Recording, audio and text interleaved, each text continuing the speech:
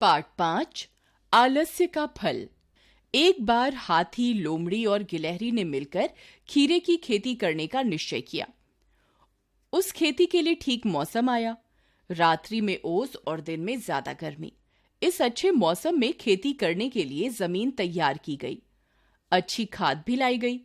क्यारियों में खीरे के बीज बोए गए।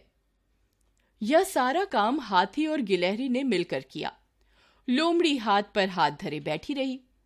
एक दिन गिलहरी ने लोमड़ी से पूछा, तुम खेती के काम में मदद क्यों नहीं करती? लोमड़ी ने बहाना बनाया, सखी, मेरे सिर में कई दिनों से भयंकर दर्द रहता है। जब ठीक हो जाएगा तो अवश्य खेती में मदद करूंगी। खीरे के बीजों में अंकुर निकल आए। हाथी और गिलहरी प्रतिदिन सिंचाई करते थे। पक्षियों से उनकी रक्षा करते थे। समय समय पर कीड़ों से उनकी रक्षा करते थे। परंतु लोमड़ी हमेशा ही खेती करने से जी चुराती थी। कुछ समय बाद खीरे की बेल फलने फूलने लगी। उसमें कितने ही फूल निकल आए। हाथी और गिलहरी अच्छी फसल पाने के लिए खूब मेहनत करते रहे। फैली हुई बेल के नीचे पत्ते भी बिछाए गए। एक दिन सुबह गिलहरी पानी भर रही थी। अचानक लोमड़ी उधर आ पहुंची और पूछने लगी, खेती कैसी है?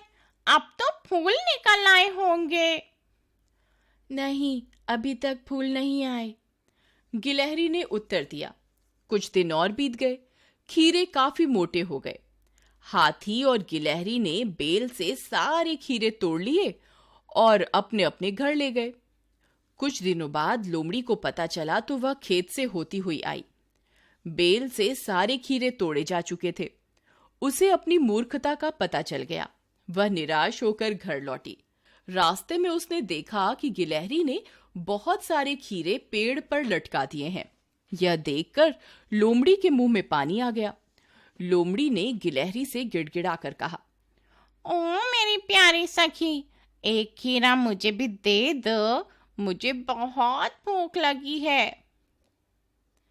गिलहरी ने मुंह बिचकाकर उत्तर दिया, अरे सखी, आलस्य का फल भूख और प्यास है, अतः तुम इसका फल भोगो। बेचारी लोमड़ी पछताती हुई अपने घर लौटी।